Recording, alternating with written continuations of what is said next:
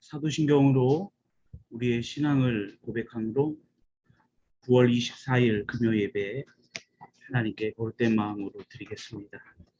전능하사 천지를 만드신 하나님 아버지를 내가 믿사오며 그 외아들 우리 주 예수 그리스도를 믿사오니 이는 성령으로 잉태하사 공정녀 마리아에게 나시고 본디오 빌라도에게 고난을 받으사 십자가에 못 박혀 죽으시고 장사한 지 사흘 만에 죽은 자 가운데서 다시 살아나시며 하늘에 오르사 전능하신 하나님 우편에 앉아 계시다가 저리로서 산자와 죽은 자를 심판하러 오시리라. 성령을 믿사오며 거룩한 공예와 성도가 서로 교통하는 것과 죄를 사하여 주시는 것과 몸이 다시 사는 것과 영원히 사는 것을 믿사옵나이다. 아멘. 찬송가 585장 찬양드립니다. 찬송가 585장 찬송가 585장 찬양드립니다.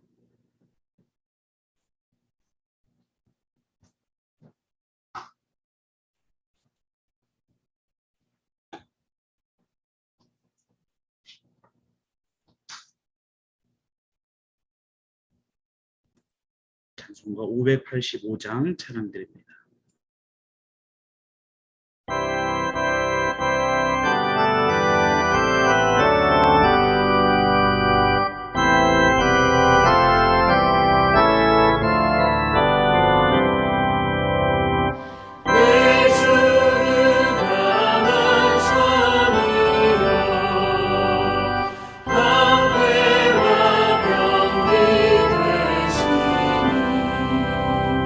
그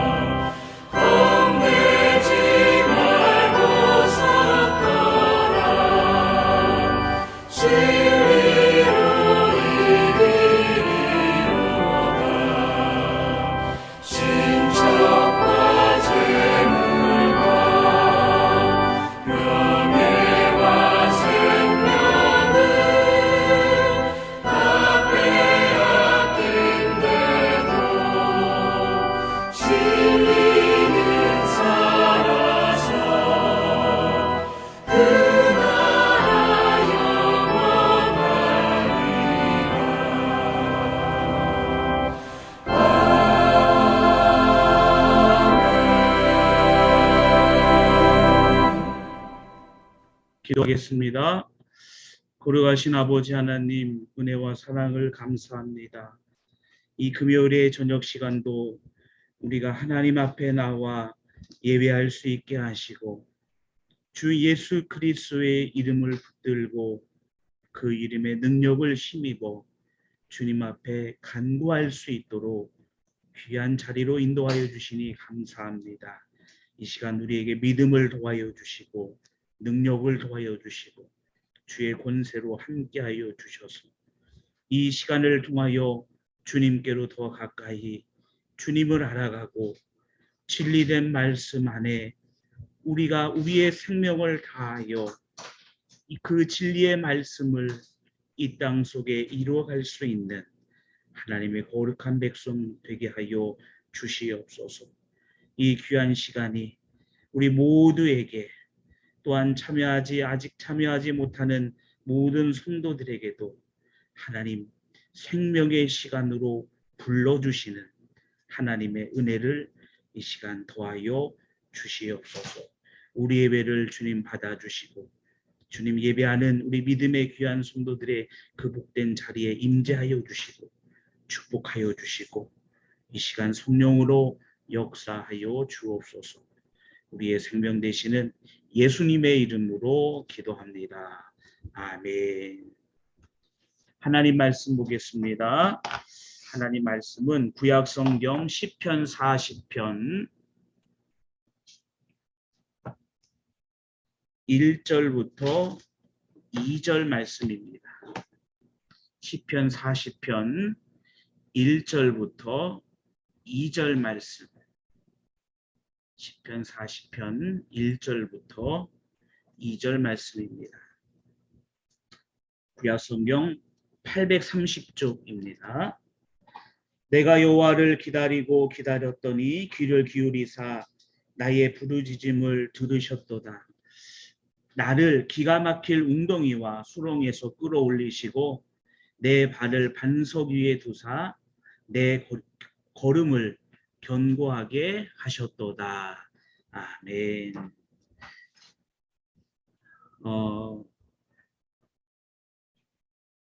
금요 예배의 진행은 하나님의 말씀을 나누고 또 우리 각자의 기도 제목을 짧게 나누고 또 그 기도 제목과 더불어서 우리의 교회의 기도의 제목을 가지고 함께 기도하는 이러한 시간을 갖게 됩니다.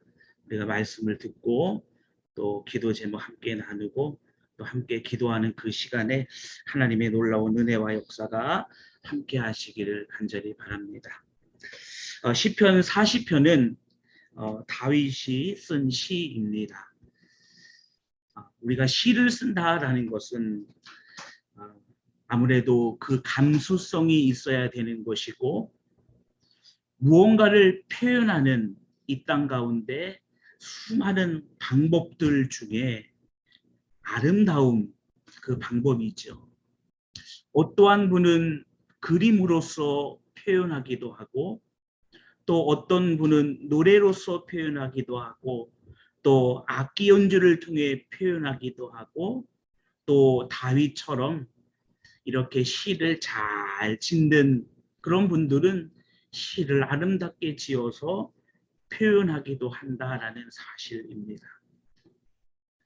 다윗이 이 시편 40편을 쓰면서 다윗은 하나님의 어떠한 부분들을 또 하나님의 어떠한 모습들을 이 다윗은 찬양하고 바라봤을까요? 시편 40편 전체를 우리가 보면 참 좋겠지만 1절과 2절 말씀, 우리가 2절 말씀을 통해서 이 다윗이 갖고 있었던 그러한 믿음들의 모습을 한번 살펴보고자 합니다. 먼저 1절 말씀에 보니까 다윗이 이렇게 시를 쓰고 있죠. 내가 여호와를 기다리고 기다렸더니. 기다린다라는 이 말 가운데는 무언가가 있었기 때문에 기다린다라는 거죠. 예를 들어서 우리가 인터넷으로 물건을 주문하면 우리는 그 물건이 배송되기까지 기다립니다. 그러면 기다린다라는 이 말 가운데는 무언가 먼저 어떤 일이 있었기 때문에 기다린다라는 것이죠. 또 시험을 친 학생은 그 시험 점수가 성적이 발표되기를 기다리겠죠. 그러니까 시험을 보는 그런 일들이 있었기 때문에 기다림이 있다라는 것입니다. 그냥 무턱대고 아무것이나 기다리지는 않는다라는 것이죠. 그러면 다윗이 기다리고 기다린다라고 했을 때에 다윗은 무엇을 했기에 또 다윗은 무엇을 기다리고 있었던 것일까라고 했을 때 그 뒤에 이제 답이 등장합니다. 내가 여호와를 기다리고 기다렸더니. 여기 보니까 다윗이 하나님을 여호와를 기다리고 기다렸다라는 것입니다. 하나님을 기다렸다라는 것입니다. 하나님을 기다렸다.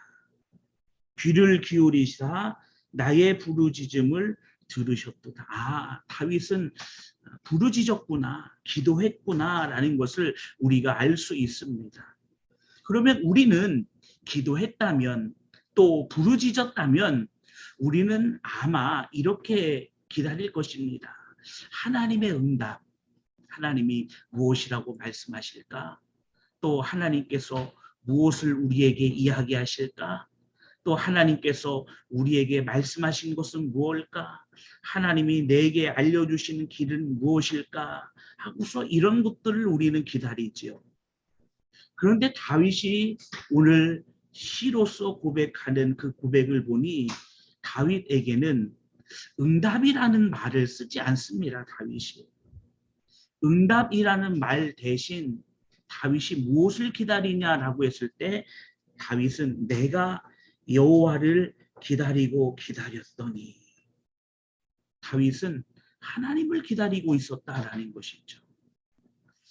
그 말이 그 말 같고 그 표현이 그 표현 같은데 다윗은 응답이라는 그런 표현 대신 하나님이라는 걸 쓰고 있습니다. 하나님이라는 그런 단어를 쓰고 있습니다. 우리도 하나님께 부르짖고 또 우리가 하나님께 기도할 때에 아마 모든 분들은 내가 기도했기 때문에 우리는 응답을 기다립니다. 하나님께서 알려주시는 그 길을 기다립니다. 우리는 모두가 다 그렇게 이야기합니다. 그런데 다윗의 표현은 여호와를 기다린다라고 이렇게 이야기하고 있습니다. 그럼 다윗은 왜 응답이라는 표현 대신에 여호와를이라는 이렇게 다윗은 표현했을까요? 그냥 응답이라고 하면 쉬울 텐데 왜 다윗은 자기가 부르짖는 그 일 후에 다윗은 하나님을 기다린다라고 했을까요? 자, 2절 말씀에 다윗이 이제 이야기합니다. 나를 기가 막힐 웅덩이와 수렁에서 끌어올리시고 내 발을 반석 위에 두사 내 걸음을 견고하게 하셨도다. 그러니까 하나님께서 하시는 일을 다윗은 고백하고 있죠. 하나님께서 어떤 일을 하시느냐, 기가 막힐 웅덩이, 정말 우리가 생각하지도 못한 갑작스러운, 우리가 예측한 것보다도 더 큰 그러한 웅덩이와 수렁에서 아무도 우리를 끌어올릴 수 없다 생각하는 그때에 하나님은 우리를 끌어올리신다. 그 하나님을 이야기하고 있습니다. 또한 하나님은 끌어올리시는 것에서 끝나는 것이 아니라 내 발을 반석 위에 두사 내 걸음을 견고하게 하셨도다. 하나님은 나를 예측하지 못한, 상상할 수도 없는 그 기가 막힐 웅덩이와 수렁에서 나를 끌어내 주실 뿐만 아니라 내 발을 반석 위에 두사 내 걸음을 견고하게 하시는 하나님. 우리는 하나님께 기도하고 응답을 구할 때, 답을 구할 때 우리는 이미 그 기도 속에 대부분의 우리의 스스로가 원하는 답을 우리는 두고 있는 것이죠. 대부분 우리가 원하는 답들을 우리는 예측하고 두고 있다는 것입니다. 그런데 다윗은 그 하나님의 무궁무궁하신 전지전능하신 하나님의 지혜와 지식과 그 세계 속에서 하나님께서 나를 내가 생각할 수 있는, 아니 내가 표현할 수 있는, 내가 알 수 있는 그 길만이 아니라 하나님이 하시는 일은 그것보다도 더 큰 역사를, 그것보다도 더 위대한 역사를 하나님은 하시는 분.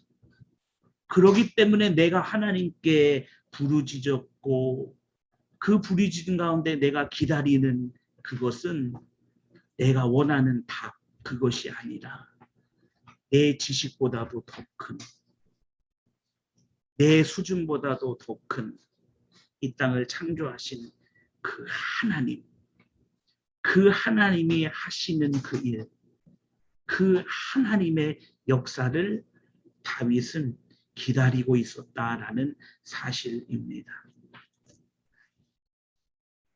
2절 표현 속에서 다윗이 내 발을 반석 위에 두사 내 걸음을 견고하게 하셨다라고 이렇게 이야기합니다. 우리는 두 가지를 한번 생각해 볼 수 있는 것 같습니다. 다윗이 표현한 대로 나는 약하지만 하나님께서 나를 반석 위에 두사 내 걸음을 견고하게 하셨구나. 혹은 우리는 또 이렇게 또 표현해 볼 수도 있죠. 비록 제대로 걸어갈 수 없는 길이라 할지라도, 혹은 척박한 길이고 정말로 위태위태한 길일지라도 하나님께서 내 걸음에, 아니 내 발에 힘을 도와서 나로 그 길을 걷게 하실 수 있는 것. 두 가지가 같아 보이지만 또 약간 다른 표현임을 우리는 알 수가 있습니다. 일단 다윗의 표현으로 본다면 하나님께서 내 발을 튼튼한 반석, 옆으로 쓰러질 수도 없고 패일 수도 없고 구덩이도 없고 걸려 넘어질 것도 없는 반석 위에다가 하나님께서 내 발을 그 위에다 올리신다라고 이렇게 다윗은 이야기하고 있습니다. 내가 걸어가는 그 길 가운데 하나님은 내 발을 반석 위에 두사 내 걸음을 견고하게 하셨다. 근데 이와 같은 표현이 성경 속에 한 두 군데 등장하더라고요.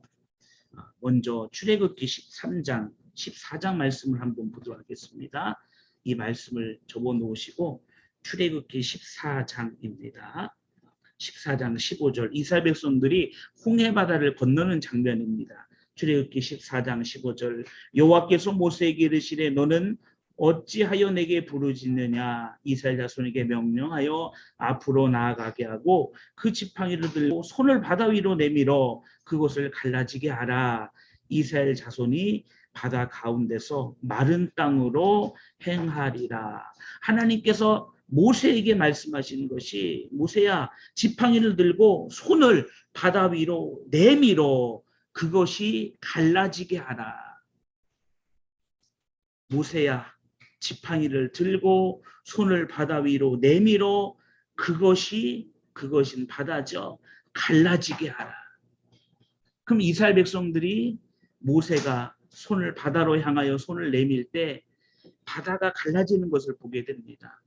근데 그 바다가 갈라지는 것이 뭐 옛날에 텔레비전에서도 뉴스에서도 뭐 서해안에 어디 가면은 모세의 기적 해가지고 썰물 때에 바닷물이 빠져서 아주 가까이에 있는 섬이 바닷물이 빠져서 이렇게 연결되어진 그 모습을 모세의 기적이라고 하는데 출애굽기 14장에서 말하는 홍해바다가 갈라지는 것은 물이 빠져서 그렇게 된 것이 아니라 정말로 물이 갈라져서 그 물이 좌우에 벽이 되었다라고 설명하고 있습니다.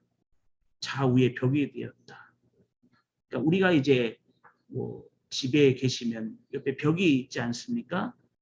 그 벽은 벽돌을 쌓아서 벽이 된 거죠. 벽돌을 쌓아서 벽이 되었습니다. 근데 그 벽돌이 물이다, 바닷물이다라는 거예요. 그렇게 하나님께서 갈라주셨는데 중요한 것은 바다가 갈라졌다 하여서 이스라엘 백성들이 그 홍해 바다를 건널 수 있는 것은 아니다라는 것입니다.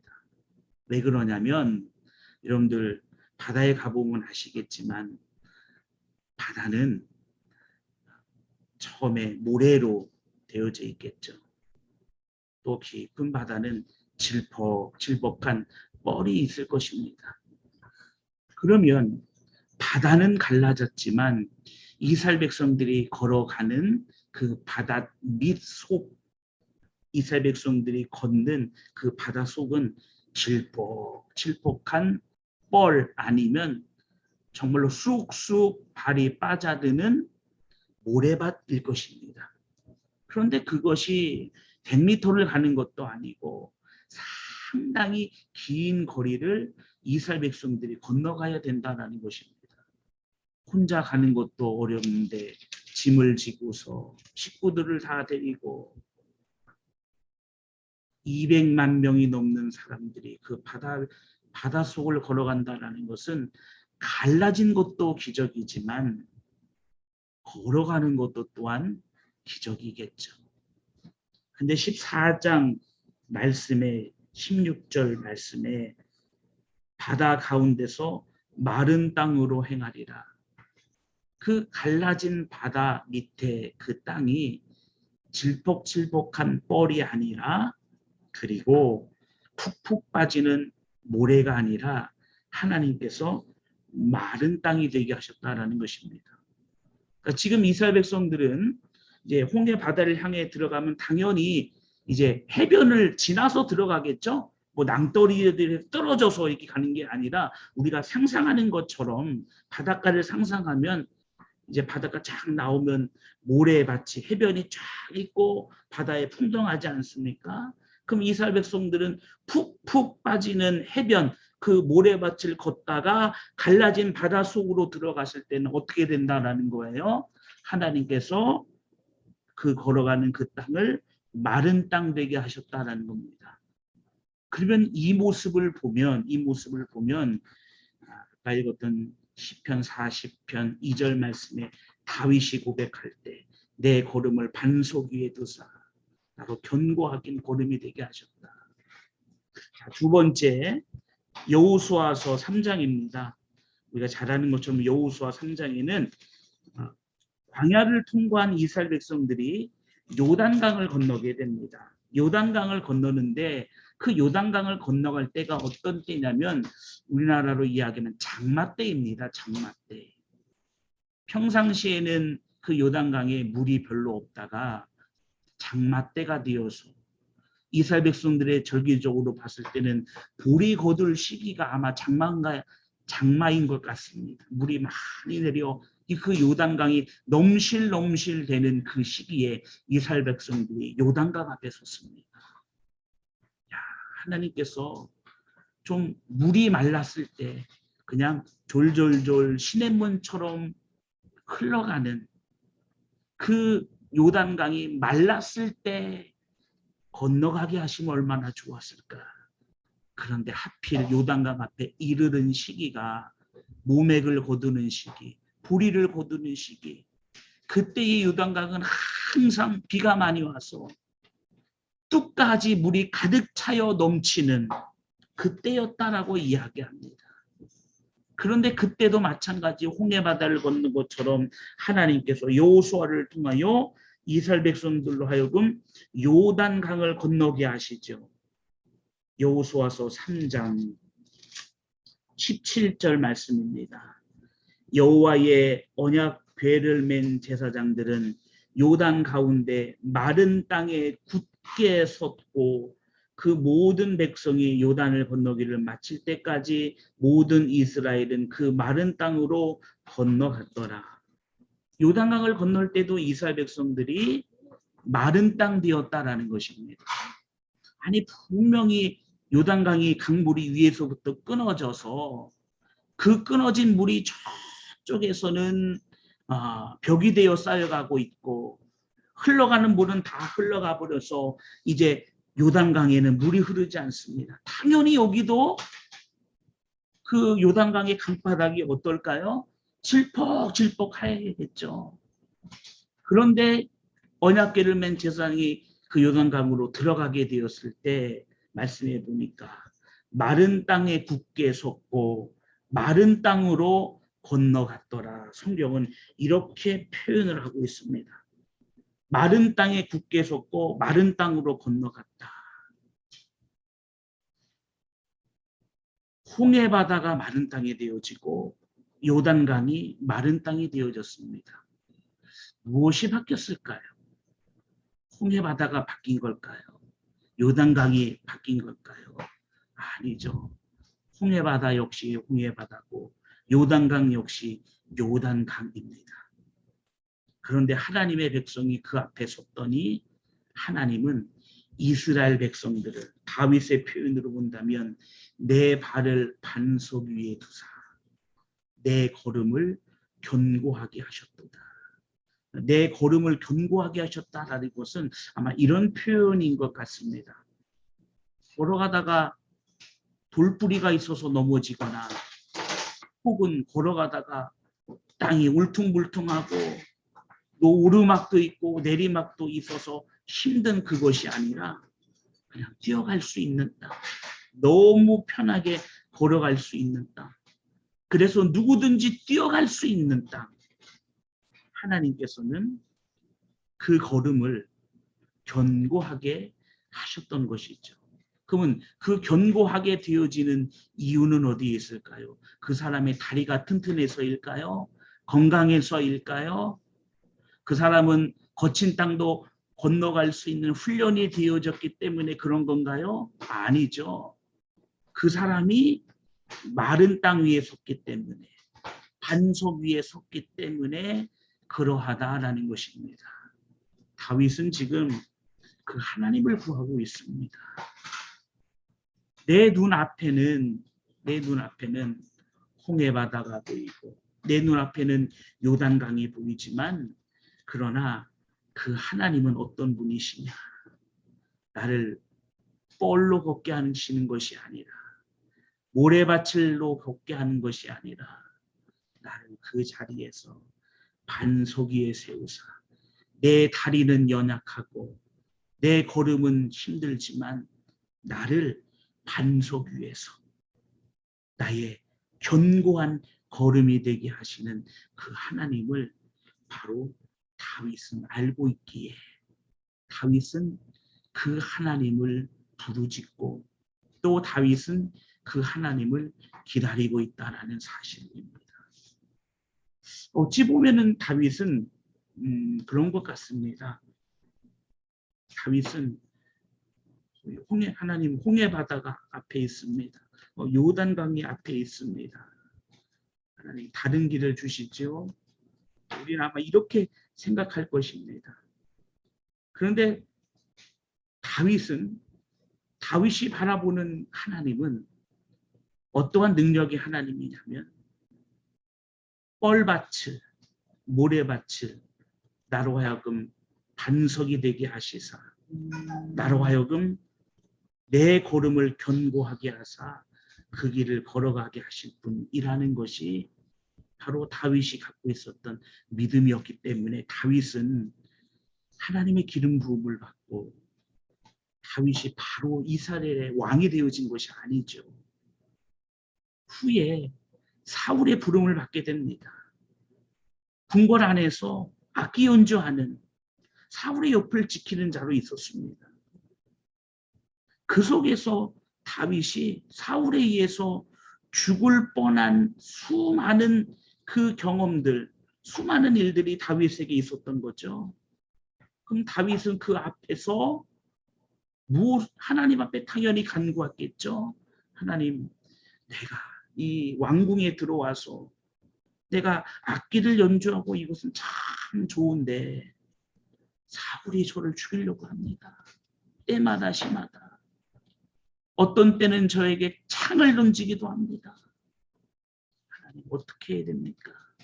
이 부르짖음이 분명 다윗에게 있었을 것입니다. 그런데 그 다윗의 부르짖음은 하나님을 구하는 것이었습니다. 하나님, 여기서 나를 꺼내주세요.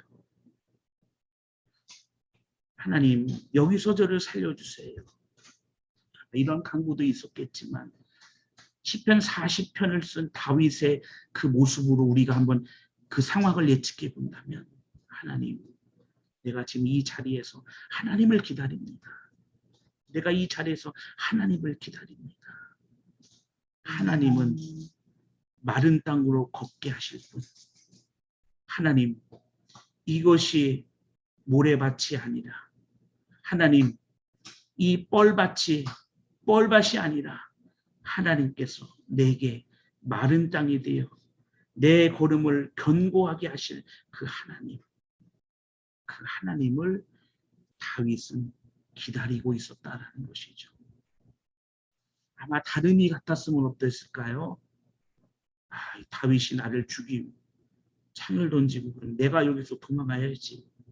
아마 도망갔을지도 모르겠습니다.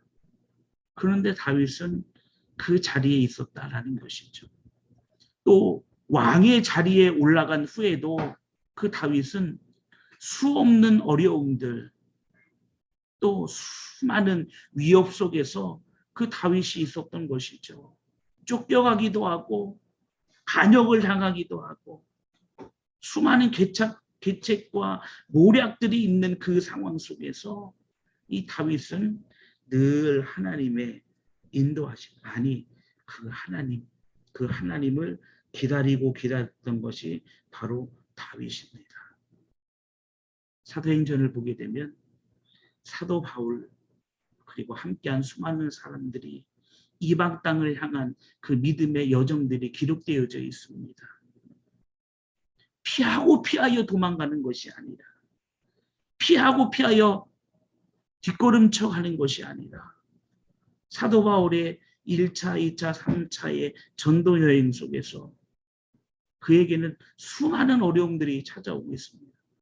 우리가 너무나 잘 아는 것은 40의 하나는 가뭄내, 강도의 위험, 물의 위험, 불의 위험, 배고픔의 위험, 수많은 위험들을 당합니다. 역시 사울도 그 앞에서 하나님을 기다리고 있지요. 하나님을 기다리고 있습니다. 하나님께서 사울로 하여금, 바울로 하여금 그 발을 반석 위에 두사 그 결음을 견고하게 하시는 그 일들이 그 믿음의 자리 가운데 있었다라는 사실.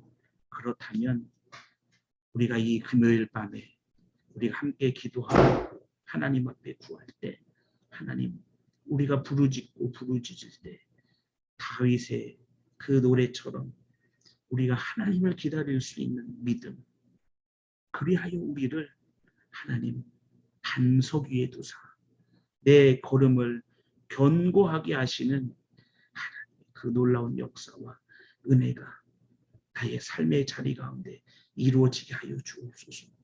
하나님, 내 발이 약하여 잘 걷지 못할지라도 나로 하여금 반석 위에 두사 내 걸음을 견고하게 하시며 걷게 하시는 하나님의 그 역사, 우리는 알지 못합니다. 다윗도 또한 알지 못합니다. 그러나 그 하나님의 역사가 우리의 삶 가운데도 나타나게 하여 주시옵소서. 우리의 그 길이 반석으로 바뀌어지는, 나를 기가 막힐 웅덩이와 수렁에서 끌어올리실 뿐만 아니라 내 발을 반석 위에 두사 내 걸음을 견고하게 하시는 하나님의 그 역사와 은혜가 우리의 삶의 자리 가운데 나타나게 하여 주시옵소서. 이 시간들이 함께 이 기도 제목을 가지고 우리 말씀 기억하고 우리 함께 중보 기도하도록 하겠습니다.